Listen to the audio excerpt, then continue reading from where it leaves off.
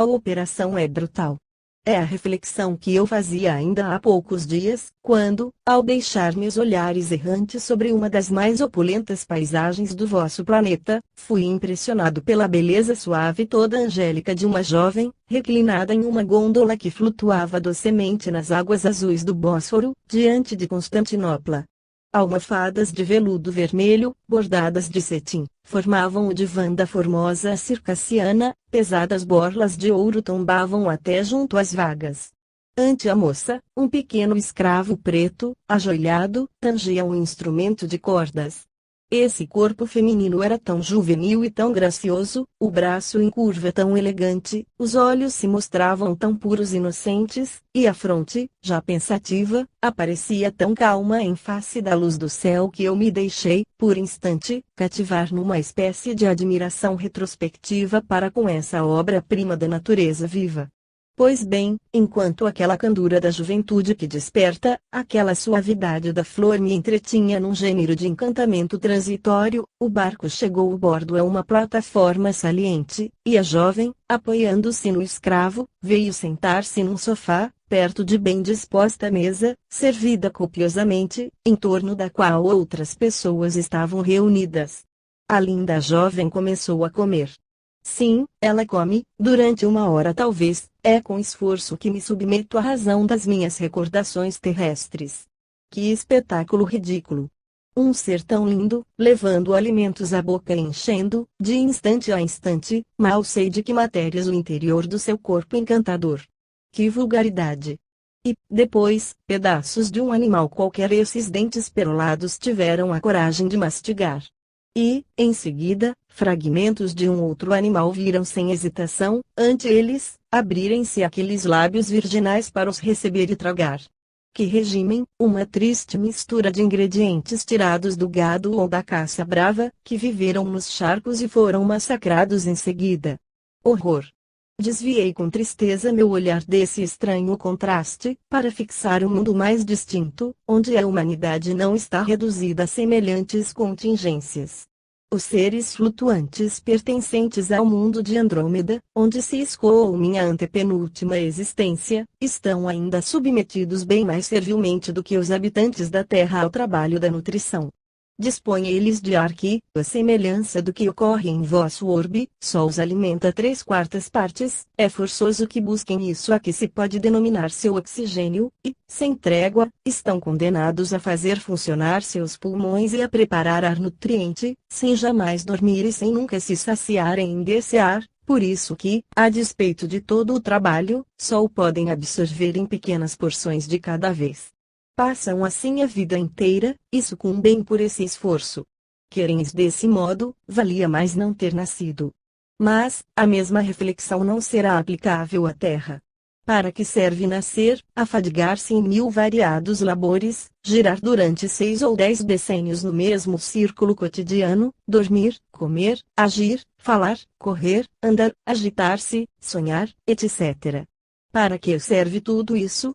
Não seria avançado extinguir-se no dia seguinte ao do nascimento, ou melhor ainda, deixar de nascer? A natureza não marcharia pior por isso, e nem mesmo de tal se aperceberia. E, de resto, pode-se acrescentar, para que serve a própria natureza, e por que existe o universo. O homem é o grande mistério. É preciso que todos os destinos se cumpram. Esse mundo de Andrômeda é muito inferior. Para dar ideia da fraqueza intelectual da humanidade dali, escolherei os 2 assuntos que exprimem geralmente a medida do valor de um povo, a religião e a política.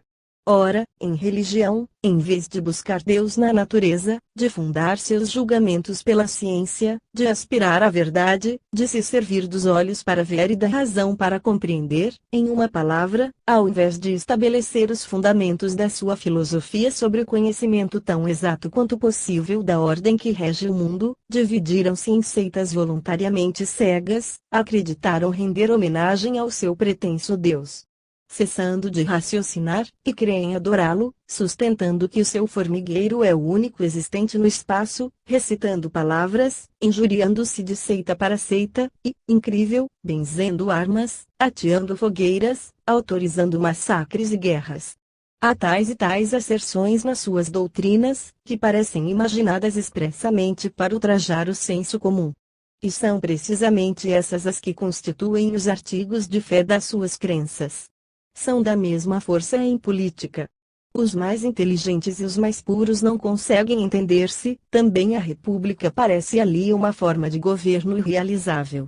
Tão longe quanto se possa remontar nos anais da sua história, evidencia-se que os povos débeis e indiferentes preferem não o governo de si próprios, mas o serem dominados pelos indivíduos que se proclamam seus basileus.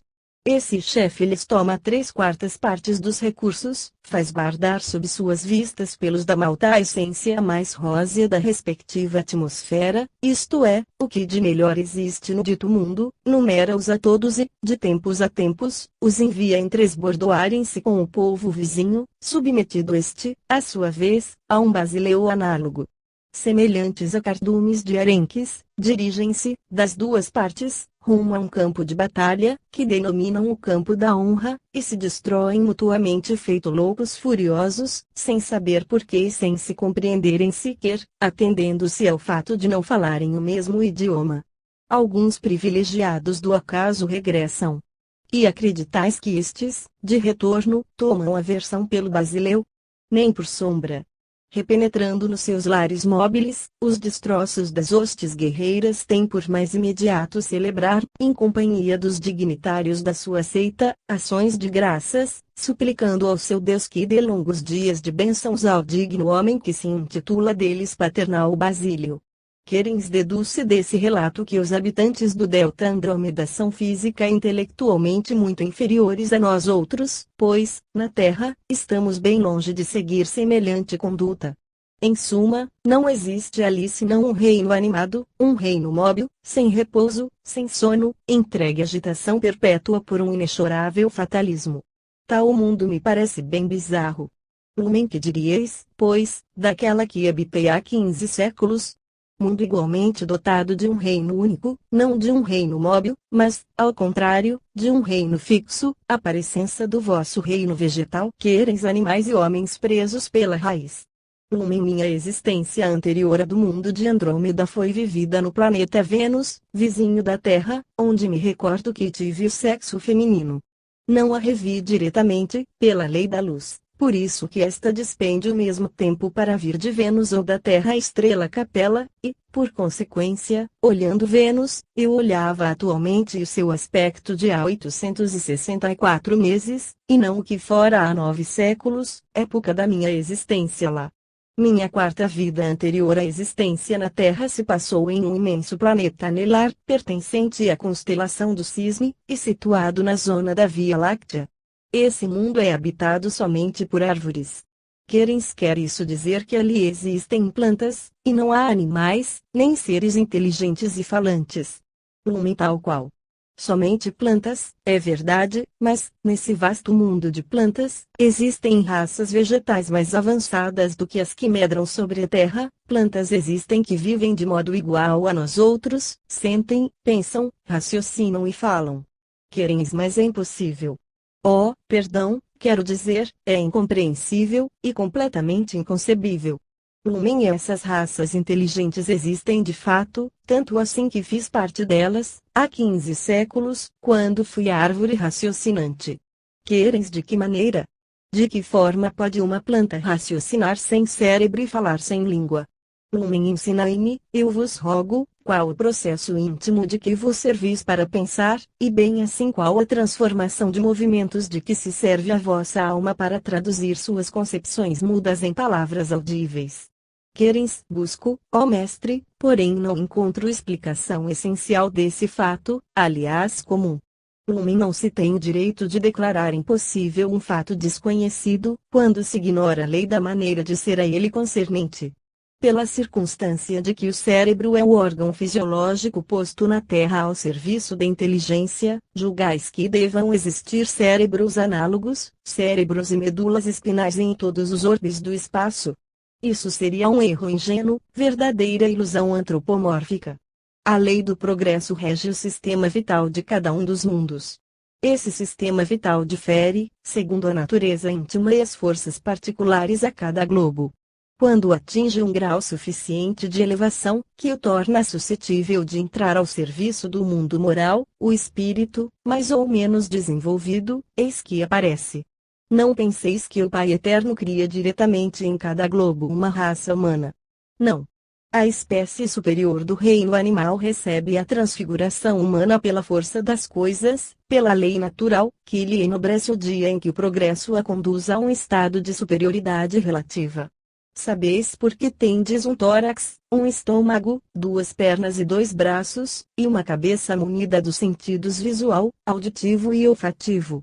É porque os quadrúpedes, os mamíferos que precederam a aparição do homem estavam assim constituídos.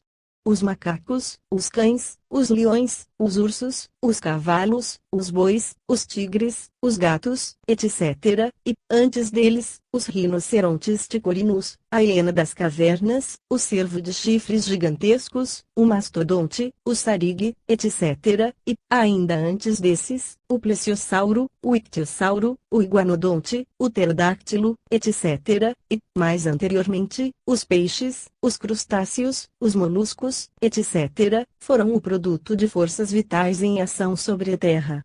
Dependentes do estado do solo e da atmosfera, da química inorgânica, da quantidade de calor e da gravidade terrestre. O reino animal da Terra seguiu, desde a sua origem, essa marcha contínua e progressiva rumo ao aperfeiçoamento da forma do tipo dos mamíferos, despegando-se cada vez mais da brutalidade da matéria. O homem é mais belo do que o cavalo, este mais formoso do que o urso, e o urso mais do que a tartaruga. Uma lei semelhante regeu o reino vegetal. As plantas pesadas, grosseiras, sem folhagem e sem flores, começaram a série. Depois, com os séculos, as formas se tornaram mais elegantes e mais refinadas. As folhas surgiram, derramando nos bosques deliciosa sombra. As flores, a seu turno, vieram embelezar o jardim da terra e espargir doces perfumes na atmosfera até então insípida. Essa dupla série progressiva dos dois reinos se encontra hoje, nos terrenos terciários, secundários e primordiais, visitados pelos olhos escrutadores da geologia. Houve uma época sobre a Terra em que algumas ilhas apenas emergiam do seio das águas quentes, nos vapores abundantes de uma atmosfera sobrecarregada, aí não havia outros seres que se distinguissem do reino inorgânico além de longos filamentos em suspensão nas vagas. Fungos, algas, tais foram os primeiros vegetais. Sobre os rochedos formaram-se seres que o espírito hoje se embaraça de nomear. Lá, esponjas entumecem, aqui, mais uma árvore de coral se eleva, mais longe, medusas se destacam, lembrando hemisférios de gelatina. São animais? São plantas? A ciência não nos responde. São animais plantas, zoófilos. Mas, a vida não estaciona nessas formas. Eis aqui seres não menos primitivos e também simples, que assinalam a determinação de um gênero de vida especial, os anelídeos, os vermes, os peixes reduzidos ao estado de tubo, seres sem olhos, sem orelhas, sem sangue, sem nervos, sem vontade, espécies vegetativas, dotadas, todavia, da faculdade de locomoção. Mais tarde, rudimentos de órgãos visuais apareceram, pródromos de órgãos de locomoção, princípios de uma vida mais livre. Peixes, anfíbios se sucedem. O reino animal terrestre se transforma por si próprio. Quem sabe o que teria acontecido, se um primeiro ser não houvesse abandonado seu rochedo, se esses elementos primitivos da vida terrestre permanecessem fixados no ponto de origem e se, por uma causa qualquer, a faculdade de locomoção não houvesse tido um começo. Aconteceria que o sistema vital terrestre, em lugar de se manifestar em duas direções, mundo de plantas e mundo de animais, chegaria não apenas à formação de sensitivas, plantas superiores dotadas já de verdadeiro sistema nervoso, não se limitaria a produzir flores, algo vizinhas de nós outros nos seus atos orgânicos e em seus amores, mas, continuando a ascensão, o que se produziu no reino animal ter-se-ia realizado no mundo vegetal. Existem vegetais sentindo e agindo, ver-se-iam plantas sentindo e fazendo-se compreender. A Terra não teria sido privada, por isso, da série humana, apenas o gênero humano, ao invés de ser móvel, conforme é, estaria fixada ao solo pelos pés. Tal é o estado do mundo anelar que habitei, há 20 séculos, no seio da Via Láctea. Querem sem contradizer, esse mundo de homens plantas me pasmou ainda mais do que o precedente. Dificilmente eu me posso figurar a vida e os costumes de tais seres singulares.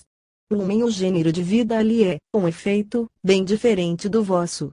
Não se constroem cidades, não se fazem viagens, nem se impõe qualquer forma de governo. Desconhece-se a guerra, esse flagelo da humanidade terráquea, e também o amor próprio nacional que vos caracteriza. Prudentes, cheios de paciência e dotados de um feitio moral permanente, os seres dali não têm a mobilidade e a fragilidade dos homens da terra. Vive-se lá, em média, 5 a 6 séculos, de uma existência calma, doce, uniforme, sem revoluções. Não julgueis, entretanto, que esses homens plantas tenham apenas uma vida vegetativa. Ao contrário, sua existência é muito pessoal e muito absoluta. São divididos, não em castas, segundo o nascimento ou a fortuna, conforme se pratica entre os da terra, sim por famílias, cujo valor natural difere precisamente segundo a espécie. Tem uma história social, não escrita, pois nada se pode perder entre eles, atendendo-se à ausência de emigrações e conquistas, história feita por tradições e por gerações. Cada uma conhece a história da sua raça. Possuem também os dois sexos, tal qual ocorre com os terrestres, e suas uniões se processam de um modo análogo, porém incomparavelmente mais casto. E não é indispensável a união consanguínea, há fecundações à distância. Quereis mais, afinal, como podem comunicar mutuamente seus pensamentos, se é que pensam? E, além disso, mestre, de que modo vós mesmo vos reconhecestes nesse mundo singular? Uma resposta só vos dará das duas perguntas. Olhava esse anel da constelação do cisne, e a vista ali se me prendia com persistência, estava surpreendido, eu mesmo, de enxergar apenas vegetais naquela superfície, e notei principalmente os singulares agrupamentos existentes nas campinas, aqui, 2 a 2, mais adiante, 3 a 3, pouco além, 10 a 10, noutras partes, em maior número. Via-os que pareciam sentados ao bordo de uma fonte, outros semelhavam estar deitados, tendo em redor pequenos rebentos. Procurei entre todos identificar as espécies terrestres, tais os abetos, os carvalhos, os álamos, os salgueiros, mas não assinalei essas formas botânicas. Enfim, fichei muitas vezes meu olhar sobre um vegetal com a forma de figueira, sem folhagem e sem frutos, tendo flores vermelho-escarlate.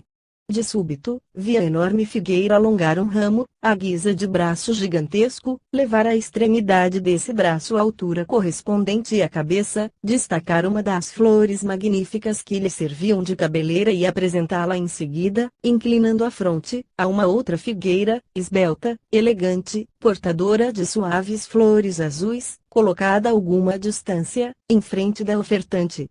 A distinguida pareceu receber a flor vermelha com um certo prazer, porque estendeu um ramo, dir-se-ia cordial e fina mão, ao vizinho, e pareceu terem assim ficado por longo tempo.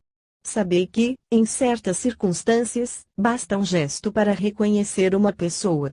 Foi o que me aconteceu ante tal cena. O gesto da figueira da Via Láctea despertou em meu espírito todo um mundo de recordações.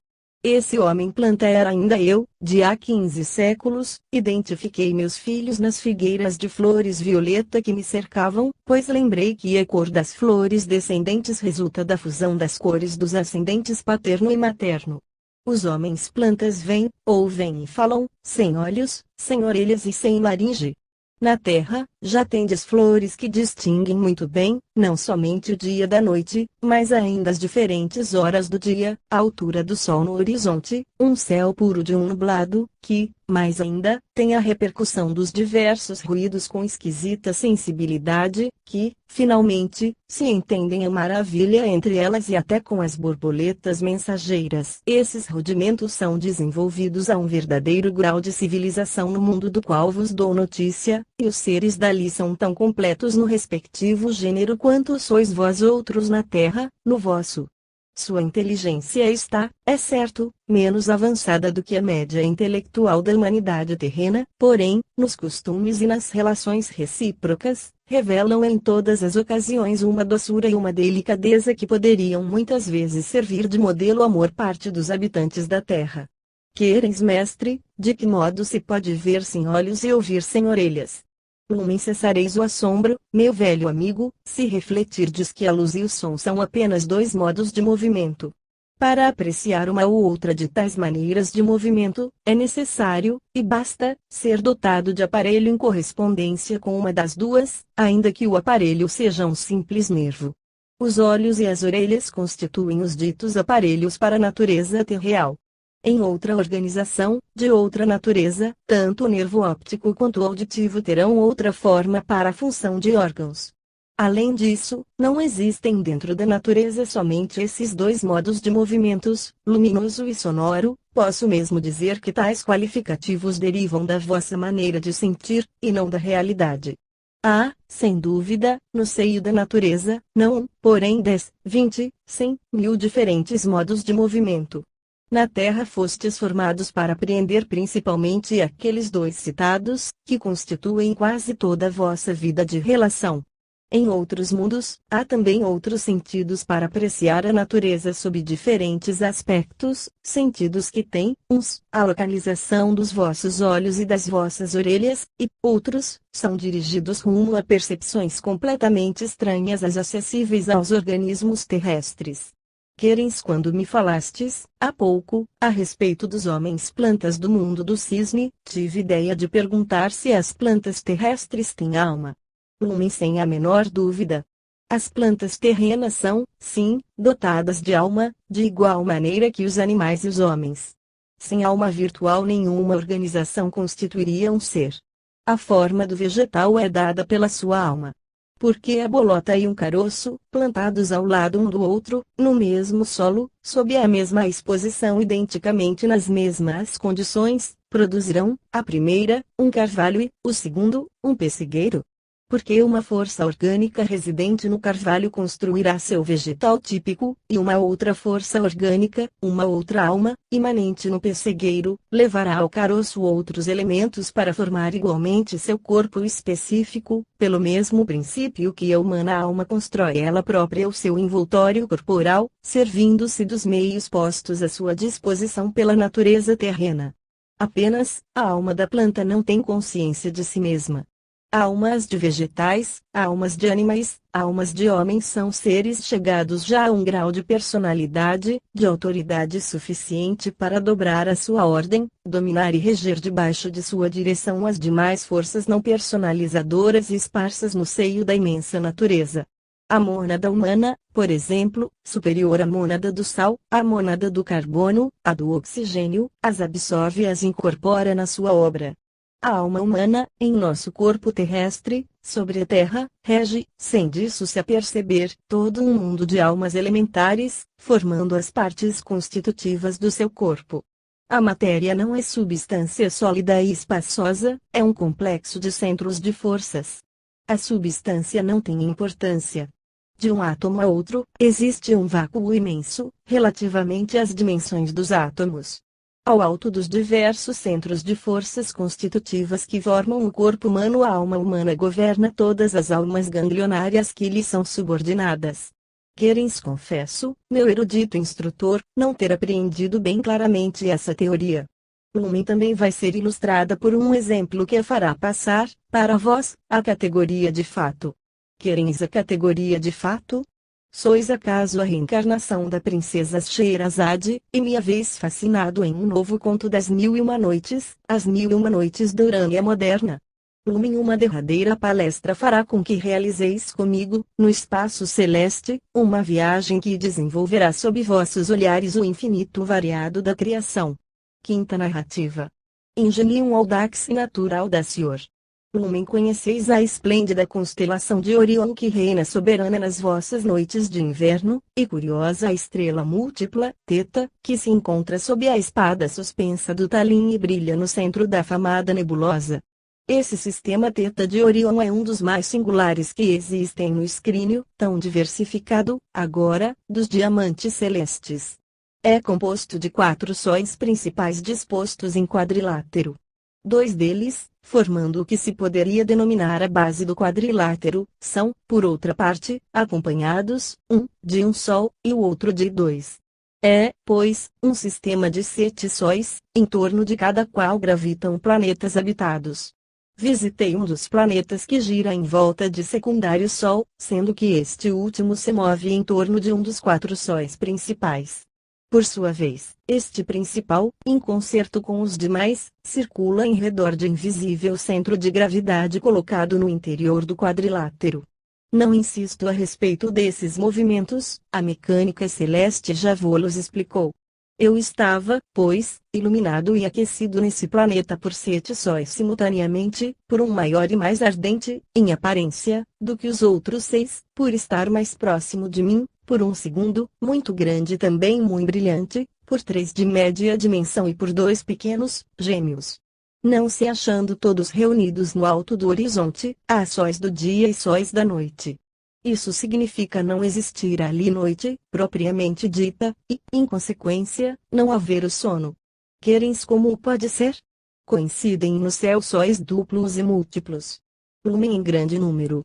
O sistema de que vos dou notícia, entre outros, é conhecido dos astrônomos da Terra, que contam aos milhares os sistemas de estrelas duplas, múltiplas e coloridas. Podeis, vós mesmo, constatar isso ao telescópio. Ora, sobre o planeta de Orion, que designei há pouco, os seres não têm a natureza vegetal, nem animal, não poderiam mesmo caber em nenhuma das catalogações terrenas, ou ainda, em uma das 2 grandes divisões, reino vegetal e reino animal. Não encontro verdadeiramente maneira de os comparar, para vos dar uma ideia da forma respectiva. Vistes acaso, nos jardins botânicos, o aloes gigantesco, os cereus giganteus? Quereis conheço particularmente esse vegetal. Seu nome deriva da semelhança com os tocheiros de 3 ou mais ramificações que se acendem nos templos. Lumen, pois bem, os homens de Teta Orionis oferecem alguma parecença com essa forma. Apenas se movem lentamente e se mantêm aprumados graças a um processo de sucção análogo ao das ampolas de certas plantas. A parte inferior da sua haste vertical, a que pousa no chão, prolonga, à maneira das estrelas do mar, pequenos apêndices que se ficham ao solo e produzem o necessário vácuo. Andam muitas vezes em bandos e mudam de latitude, segundo as estações do tempo. Eis aqui, porém, o mais curioso ponto da respectiva organização, o que põe em evidência o princípio, do qual vos falei, da reunião de almas elementares no corpo humano. Visitei um dia esse mundo e me encontrei no meio de uma paisagem oriônica. Um ser estava lá, semelhante a um vegetal de 10 metros de altura, sem folhagem e sem flores, essencialmente constituído por cilíndrica haste, terminada na parte superior por muitas ramificações, lembrando-os de um lustre. O diâmetro do talo central, e assim das ramificações, podia aproximar-se ao terço do metro. A extremidade superior da haste dos ramos era coroada por argênteas franjas. De repente, esse ser agitou as ramificações e esvaiu-se. Com efeito, nesse mundo, acontece que indivíduos bem dispostos se abatem literalmente num todo. As moléculas que os constituem tombam de uma vez, todas, sobre o solo. O indivíduo cessa de viver pessoalmente, as moléculas se separam e se dispersam. Quereis desagregam-se. Lumen mais ou menos. Recordo-me que essa desassociação do corpo ocorre muito frequentemente durante a plena vida. Tanto resulta de uma contrariedade, quanto da fadiga, ou ainda de desarmonia orgânica entre as diferentes partes. Vive-se integralmente, tal qual existis neste momento, e, de súbito, fica-se reduzido à expressão mais simples. A molécula cerebral, que, em vós, vos constitui essencialmente, sente-se desprendida e em descenso, como resultante da queda das suas co-irmãs ao longo das extremidades, e chega à superfície do chão solitária e independente. Quereis esse modo de desaparição seria alguma vez como o do processo aqui, sobre a Terra. Para sair de embaraçosa situação, por exemplo, diurna cena conjugal do gênero mulher, ou de um quarto de hora desagradável, igual ao de Rabelais, ou ainda de um impasse doloroso à plataforma do cadafalso, bastava não suster os átomos constitutivos, e boa noite, meus senhores. Lumen levais o assunto em jocosidade, mas eu vos afirmo que a realidade é incontestável. Outro tanto existiria sobre a Terra, a semelhança do que ocorre no planeta de Orion, se o princípio do domínio não reinasse tão fortemente entre vós outros. Lá existe tal princípio elementarmente. Vosso corpo é formado de moléculas animadas, vossa medula espinal, conforme se expressou um dos eminentes fisiologistas da Terra, é uma série linear de centros independentes e ao mesmo tempo governados. As partes essenciais constitutivas do vosso sangue, da vossa carne e dos ossos estão no mesmo caso. São verdadeiras províncias com administração autônoma, porém, submetidas a uma autoridade superior. O funcionamento dessa diretriz superior é uma condição da vida humana, condição menos exclusiva nos animais inferiores. Em cada anel do verme chamado lombriga há um verme completo, de sorte que uma lombriga representa uma série de seres semelhantes, constituindo verdadeira sociedade de cooperação vital. Cortado por anéis, o verme representa outros tantos indivíduos independentes. Na tênia ou verme solitária, a cabeça já é mais importante do que o resto, e possui, tal qual ocorre com as plantas, a faculdade de reproduzir o resto do corpo do qual tenha sido separada. A sanguessuga é igualmente um ser formado de indivíduos unidos e, cortada de 5 em 5 anéis, da operação resultam outras tantas sanguessugas. De igual modo que um galho rebrota a árvore, a perna do caranguejo ou a cauda do lagarto se reconstituem. Em realidade, os animais vertebrados, o homem, por exemplo, são compostos na sua árvore essencial, a medula espinal e seu prolongamento superior até ao cérebro, de segmentos justapostos, de centros nervosos, cada um dos quais dotado de alma elementar. A lei de autoridade em ação sobre a Terra determinou, na série animal, uma ação preponderante. Sois constituídos por uma verdadeira multidão de seres grupados e submetidos pela atração plástica da vossa alma pessoal, a qual, do centro do ser, formou o corpo, desde o embrião, e reuniu em torno dele, no respectivo microcosmo, todo um mundo de seres destituídos ainda de consciência da sua individualidade. Querens no planeta de Orion, a natureza é constituída, pois, em estado de república absoluta. Lumen república, sim, mas governada pela lei.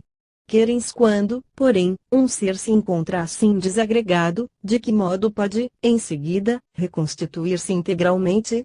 Lumen pela vontade, e muitas vezes sem o menor esforço, por um desejo até furtivo. Por serem separadas da molécula cerebral, as corporais não deixam de lhe estar presas intimamente, a um momento dado, elas se reúnem e retomam cada qual o seu lugar. A molécula diretora atrai as outras à distância, com a mesma faculdade com que o ímã atrai a limalha de ferro. Querens imagino, de boa mente, ver todo esse exército liliputiano, surpreendido por um apito, comprimindo-se para o seu centro, organizar a reunião de todos os pequenos soldados, os quais, subindo agilmente uns sobre os outros, chegam, em um pestanejar de olhos, a reconstituir o homem que me haveis pintado. Em verdade, é preciso certamente ter deixado a Terra para observar semelhantes novidades. Lumen julgais ainda a natureza universal pelo átomo que tendes sob os olhos, estais apto para compreender os fatos contidos na esfera das vossas observações. Mas, vô-lo repito, a Terra não é o tipo do universo. Esse mundo de Theta Orionis, com os 7 sóis rodantes, é povoado por um sistema orgânico análogo ao que vos defini. Vivi ali há 24 séculos. Foi lá que conheci o espírito, encarnado no presente na Terra, que publica seus estudos sob o nome de Allan Kardec. Durante nossa vida terrena não nos recordamos de que éramos velhos conhecidos, mas nos sentíamos, por vezes, atraídos um para o outro por singulares aproximações de pensamentos. Agora que retornou, tal qual eu, ao mundo dos espíritos, ele se lembra também da singular República de Orion e pôde revê-la. Sim, bem singular e, no entanto, real. Não tendes noção alguma, no vosso pobre planeta, da diversidade inimaginável que distingue os mundos, em sua geologia, na fisiologia orgânica, nas condições da habitabilidade, nas formas humanas, nas mentalidades. Ides julgar por uma série de exemplos muito variados. Estas conversações podem servir para esclarecer vosso conhecimento a respeito do fato geral, tão importante é a concepção do cosmos, a universal diversidade. Viajei em um grande número de países celestes diferentes, e atualmente estudo a criação, sem me fixar em particular. Espero, no decurso do século próximo, reencarnar-me em um mundo dependente do cortejo de Sírios. A humanidade ali é mais bela do que a da Terra. Os nascimentos lá se efetuam segundo um sistema orgânico menos doloroso, menos brutal e menos ridículo do que o processo terrestre. A beleza da Virgem não se quebra pela fecundação, o amor e a maternidade não são contraditórios. Mas, o caráter mais notável da vida nesse mundo é que o homem se apercebe das operações físico-químicas que se realizam no interior do corpo. Em vosso organismo terráqueo não vedes a maneira, por exemplo, pela qual os alimentos absorvidos são assimilados, o modo pelo qual o sangue, os tecidos, os ossos se renovam, todas as funções se executam instintivamente, sem que o pensamento as perceba.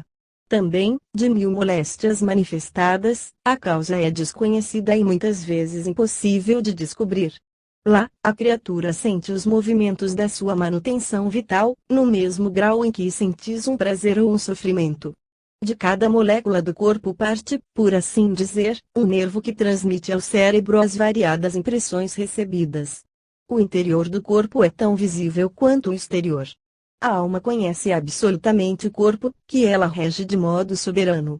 Se o homem terrestre fosse dotado de um tal sistema nervoso, ao mergulhar olhares no organismo por intermédio dos nervos, veria de que maneira o alimento se transforma em quilo, este em sangue, o sangue em carne, em substância muscular, nervosa, etc., ver-se-ia a si próprio. Mas, disso estáis bem distante, por se achar o centro anímico de vossas percepções embaraçado pelos múltiplos nervos dos lóbulos cerebrais e mantilhas ópticas. Esse meio de vista interior difere daquele de que vos falei, devido a olhos construídos de maneira diversa da dos vossos e que percebem o interior dos corpos. Aqui, neste caso de que trato, não é um órgão de visão, mas uma organização do sistema nervoso cerebral. Pode-se ver sem o intermédio dos olhos. Outro caráter precioso da organização vital do mundo siriano é que a alma pode mudar de corpo sem passar pela circunstância da morte, tantas vezes desagradável e sempre tristonha. Um sábio que trabalhou durante toda a vida para a instrução da humanidade, e vê chegar o fim dos seus dias, sem haver podido terminar seus nobres pensamentos, pode trocar de corpo com um jovem adolescente e recomeçar nova vida, mais útil ainda do que a primeira. Bastam, para tal transmigração, o consentimento do moço e a operação magnética de um médico competente. Vê-se, assim, por vezes, dois seres, unidos por laços doces e fortes de amor, operarem essa permuta de corpos depois de largo período de ventura, a alma do esposo vai habitar o corpo da consorte, e reciprocamente, para o resto da existência. O conhecimento íntimo da vida resulta incomparavelmente mais completo para cada um deles. Sobre a Terra, o homem e a mulher não podem compreender-se exatamente, por isso que não sentem, não vibram de modo idêntico. Em um mundo que não é sem analogia com o precedente, muda-se de sexo, naturalmente, por evolução mesma do organismo, em uma idade que corresponde ao 4º decênio da Terra. Todos os seres são femininos até essa idade, em seguida, por metamorfose toda natural se tornam do sexo masculino. Resulta de tal que os homens, fortes e robustos, amam sempre mulheres jovens. A mulher não pode envelhecer. E cada um conhece as sensações dos dois sexos. Igualmente, observei que em um planeta, iluminado pelo brilhante sol hidrogenado Vega da Lira, o pensamento não é forçado a passar pela palavra para se manifestar. Quantas vezes não vos aconteceu, quando uma ideia luminosa ou engenhosa vem de brilhar em vosso cérebro, querer exprimi-la ou escrevê-la, e, durante o tempo em que começais a falar ou escrever, sentir a ideia dissipada, voejando, obscurecida ou metamorfoseada? Os habitantes desse planeta têm um sexto sentido, que se poderia denominar fonográfico, em virtude do qual, quando o autor a isso não se opõe, o pensamento se comunica ao exterior e pode ser lido sobre um órgão situado ao alto da fronte. Tais conversações silenciosas são muitas vezes as mais profundas e as mais precisas, são sempre mais sinceras. Estais ingenuamente dispostos a crer que a organização humana não deixa coisa alguma a desejar sobre a Terra, e nisso pecais por falta de lógica, o que não é raro em vosso modo de pensar.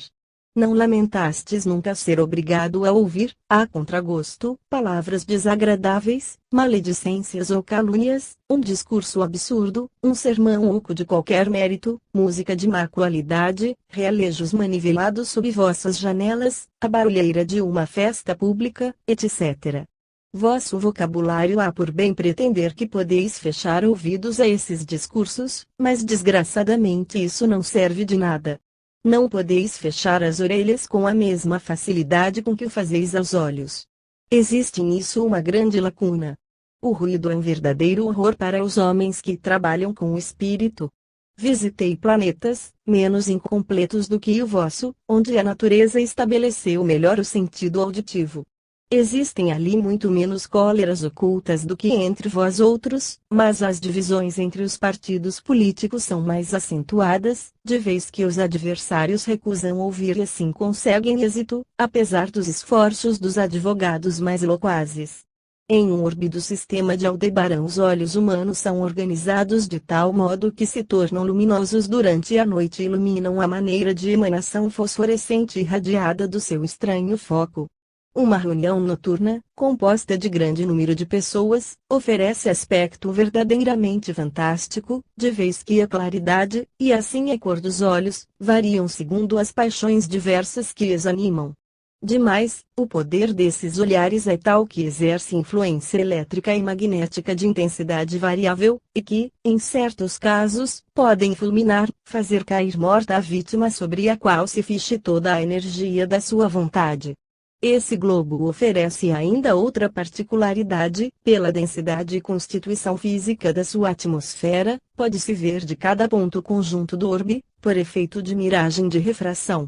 Os raios luminosos, por serem curvilíneos e fazerem a volta no referido planeta, trazem as imagens dos mais distanciados objetos. A esfera inteira apresenta à vista um plano horizontal. É a realização física da anedota do diabo mostrando a Jesus todos os reinos da Terra. A variedade é imensa entre os mundos.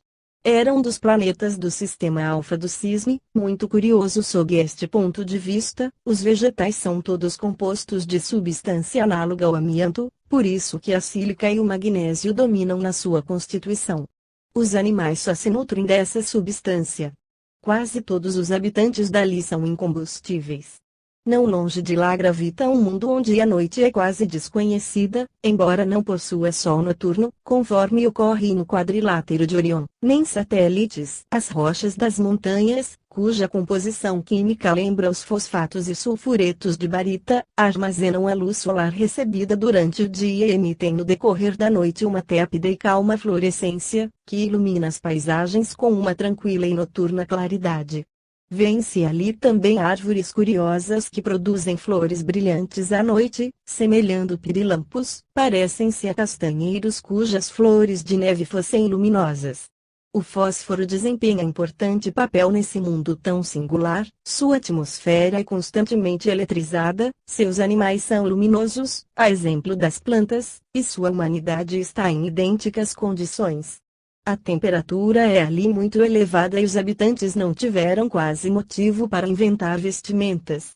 Ora, acontece que certas paixões ali se traduzem pela iluminação de uma parte do corpo. É, em ponto maior, a reprodução do que ocorre em vossas campinas terrenas, onde se assinalam, nas formosas noites de verão, os vagalumes, consumindo-se silenciosamente em amorosa flama. O aspecto dos casais luminosos é curioso de observar à noite, nas grandes cidades. A coloração da fosforescência difere segundo os sexos, e a intensidade varia conforme as idades e temperamentos. O sexo forte acende uma flama vermelha, mais ou menos prolongada, e o sexo gracioso uma flama azulada, por vezes pálida e discreta. Os pirilampos da Terra servem apenas para dar ideia muito rudimentar da natureza das impressões experimentadas por aqueles seres especiais. Nos lampiros do norte, que se encontram na França, os do sexo masculino têm asas e não são luminosos, enquanto que os do sexo contrário são luminosos, porém privados do privilégio aéreo. Já nos vagalumes da Itália, os dois sexos têm a liberdade das asas e a faculdade de se tornarem luminosos. A humanidade de que se trata aqui possui todas as vantagens deste último tipo. É um mundo de luciolas humanas, de bela estatura. Nesse mundo de que vos narro aspectos, as noites são iluminadas por fosforescentes claridades. Visitei outros onde as noites não existem de modo algum, porque não são subordinados às alternativas diurnas e noturnas que se sucedem na Terra, e sim iluminados constantemente, em toda a sua esfera, por muitos sóis que não os deixam jamais privados de luz por um instante sequer. Lá, o sono não se manifesta, nem para os homens, nem para os animais, nem para as plantas.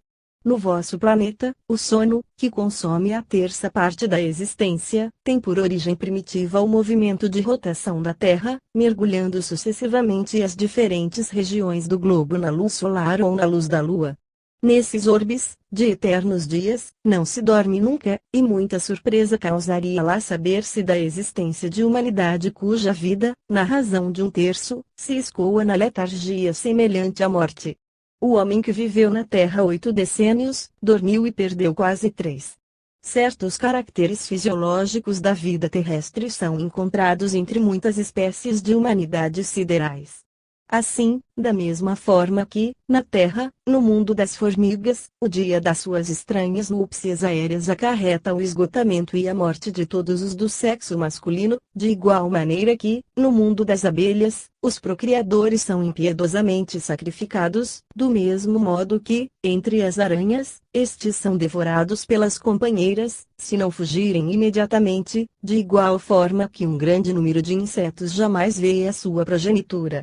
E põe os ovos, previdentemente, em local onde os recém-vindos encontrem a primeira alimentação, por idêntico motivo, mundos existem onde a velhice é desconhecida, ardentes amores consomem, em fantástico delírio, todos os seres empenhados em fruir o momento de hoje, sem cogitar do desconhecido amanhã. O sexo ativo não vê o dia seguinte das núpcias, o sexo passivo, ovíparo, dorme o derradeiro sono, depois de haver assegurado a perpetuidade da espécie. Esses recantos celestes, onde não se envelhece nunca, não são quiçá os mais mal aquinhoados.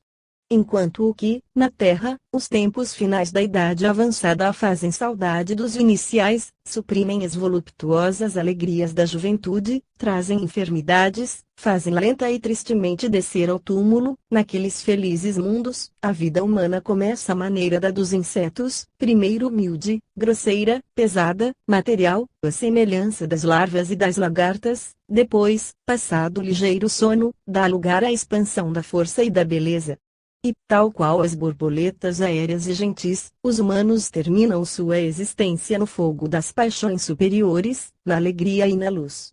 São planetas privilegiados, os da vida ascensional, enquanto que na Terra cada ser humano representa desgraçadamente o tipo da vida descontínua. Um dos mundos mais graciosos que visitei tem por habitantes pássaros unicamente. Poder-se-ia chamar, com verdade, mundo dos pássaros. Não há ali outras espécies vivas, salvo as borboletas e as flores voadoras. A evolução orgânica não conduz, lá, nem aos pesados quadrúpedes, nem aos saurianos, nem aos répteis, nem aos moluscos, nem aos peixes. É uma vida aérea, encantada, toda de movimento, de brilhantes colorações, de canção e de amor. Por toda parte ninhos, flores, asas. Nessas espécies aladas, a raça superior, a raça intelectual, a raça humana é verdadeiramente privilegiada. Ela não conhece da vida senão os mais delicados sentimentos do coração, luta apenas pelas volúpias e brilha eternamente na alegria e na luz. Não se discute nunca, mas se canta sempre. Em um sistema solar cujo foco central emite principalmente luz hidrogenada, na qual as radiações mais rápidas são preponderantes, os organismos humanos não têm a humilhação dos nossos, nisso que concerne às uniões amorosas. Não é vergonhoso ver, nos livros de medicina da nossa pretensa civilização, agrupamentos de palavras tais, por exemplo, órgãos geniturinários? É uma infâmia. No sistema de que vos dou notícia, só se poderá cogitar de órgãos gênitos cerebrais. Lá, tudo é nobre, tudo é divino, tudo é puro, e seria enorme surpresa ouvir-se falar das grosseiras associações da anatomia terrestre. Nesse mundo, mais sutil do que o vosso, o organismo feminino não está sujeito aos períodos inconvenientes desagradáveis, e muitas vezes dolorosos, que fazem da metade das mulheres terrestres verdadeiras vítimas. As flores dão frutos na inalterável serenidade de encantadora primavera. Que variedade prodigiosa entre as diversas regiões do cosmos! Recordo haver chegado, certo dia, em uma viagem, buscando novos mundos, a um iluminado por uma espécie de sol crepuscular. Sombrio vale se estendia ante mim, estranho espetáculo se ofereceu aos meus olhares. Em árvores disseminadas pelos dois flancos do local, pendiam seres humanos envoltos em sudários. Estavam presos aos galhos pela cabeleira e assim dormiam no mais profundo silêncio. Mas, o que me havia parecido sudário era, em realidade, um tecido formado pelo alongamento dos seus próprios cabelos amalgamados encanecidos. E porque me pasmasse ante essa situação, fui inteirado de que é aquele o processo de sepultamento e de ressurreição ali. Sim, nesse mundo, que pertence à constelação de Fênix, os seres humanos desfrutam da faculdade orgânica dos insetos do vosso planeta, que têm o dom de adormecer em estado de crisálida, para se transformarem em aladas borboletas. Vale isso por uma dupla raça humana, e os estagiários da primeira fase, os seres mais grosseiros e mais materializados, só aspiram a morrer, para que possam ressurgir na mais esplêndida das metamorfoses. O período anual desse mundo é um pouco mais longo do que os de Netuno e atinge aproximadamente 2 séculos terrestres. Vive-se ali 2/3 do ano em estado inferior, 1/3, inverso, em condições de crisálida e, na primavera seguinte, os suspensos sentem insensivelmente a vida retornar em sua carne transformada, movem-se, despertam, deixam a carcaça na árvore, desprendem-se, seres alados maravilhosos, cigarras extraterrestres, arrebatando-se nas regiões aéreas. Para viverem um novo ano fenixiano, isto é, os 2 séculos do vosso tão efêmero planeta.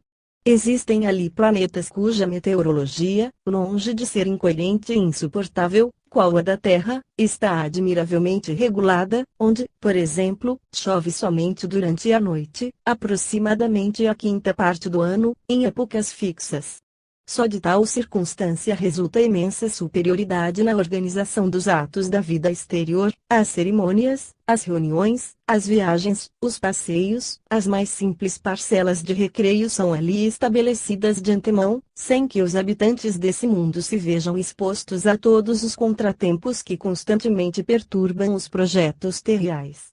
Mundos aonde os movimentos vitais, o respirar, a assimilação, os períodos orgânicos, o dia e a noite, as estações, o ano, são de extrema lentidão, embora o sistema nervoso dos humanos aí seja muito desenvolvido e o pensamento tenha prodigiosa atividade. A vida parece de duração sem fim. Os que morrem de velhice excedem o milênio, porém estes são raros, de modo que só alguns poucos puderam ser conservados nas memórias históricas dessa humanidade. A guerra jamais foi ali inventada, de vez que só existe uma raça, um povo, um idioma único. A constituição natural dos organismos é notável, as doenças são quase desconhecidas e não existem ali médicos. Resulta que, para a intensa atividade cerebral, a duração da vida se torna uma perspectiva sem fim e não tarda a constituir pesado fardo. Também ali todo mundo sai da vida pela morte voluntária. Essa prática foi gradualmente insinuada nos costumes desde muito remota antiguidade, e os raros macróbios que, por um motivo qualquer, não adotam, são considerados criaturas excepcionais, originais, mais ou menos extravagantes. A morte voluntária é a lei geral. Enfim, falarei ainda do mais extraordinário mundo que imaginar se possa para o astrônomo, um mundo onde a noite seria sem estrelas e onde, consequentemente, a ciência não pôde surgir. Essas qualidades de mundos também existem. são os que se acham situados em certas regiões da imensidade, de onde as estrelas se encontram distanciadas. Nenhuma fere a vista humana. Ficam todas para além do alcance dessa vista e o telescópio não foi ali inventado. Nenhum habitante desse mundo pode duvidar que existem. Também os cidadãos dessas moradas estão absolutamente certos de que são os únicos habitantes no infinito. A organização política desses mundos é radicalmente teocrática. Em nossa terceira conversação eu vos assinalei vibrações do éter que não podem ser percebidas pelos sentidos humanos terrestres, são raios invisíveis para nós outros. Minhas considerações teóricas resultaram de fatos práticos e reais para mim em minhas excursões intersiderais. Poderia citar mundos onde os humanos têm olhos que não enxergam nenhum dos raios do espectro solar que vossa vista percebe, desde o vermelho até o violeta, mas que veem certos raios elétricos invisíveis para vós outros e para os quais o vidro é opaco, enquanto que a madeira, os tecidos e a carne são transparentes. Esses seres veem principalmente o seu próprio esqueleto. A natureza é, para tais olhos, toda diferente do que se apresenta para os vossos. Em uma floresta, eles não veem as árvores, mas somente a seiva sob o aspecto de fontes que jorram. Em um canteiro de jardim, não veem as flores, e sim filetes líquidos e emanações, formando para eles toda uma outra ordem de coisas. A luz, o calor e a eletricidade não são para os sentidos deles a mesma coisa que para os vossos representam. Seus olhos se tornam cegos para as vibrações compreendidas entre 450 e 750 trilhões, do infravermelho ao ultravioleta, porém se tornam clarividentes para as superiores a 750 trilhões até 2 sextilhões. O corpo humano terrestre deve sua forma e seu estado ao meio atmosférico e às condições de densidade, peso e nutrição dentro das quais a evolução vital terrestre se exerceu. O ser humano provém da fusão de um microscópico corpúsculo masculino com um minúsculo óvulo feminino. Tal fusão dá lugar a um pequeno fruto, que se transforma em embrião, e neste aparecem gradualmente o local do coração, da cabeça, dos membros e dos diversos órgãos. O sistema nervoso desse embrião é comparável a irradiações de fios delicados, partindo de um ponto central que se tornará o cérebro.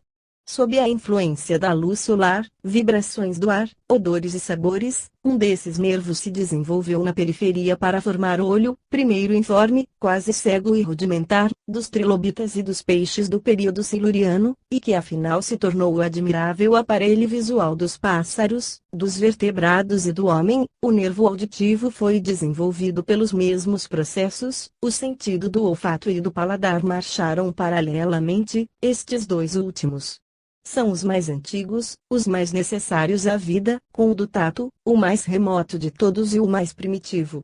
Por assim dizer, só dois sentidos põem o homem em relação com o mundo exterior, a vista e o ouvido, mas ainda é a vista que estabelece verdadeiramente a comunicação com o universo. Milhões de filetes nervosos vão do cérebro à carne, sem dar origem a nenhum sentido, salvo a tecla, por assim dizer, das sensações íntimas e pessoais, sendo que uma já foi até classificada de sexto sentido. Vós me entendeis.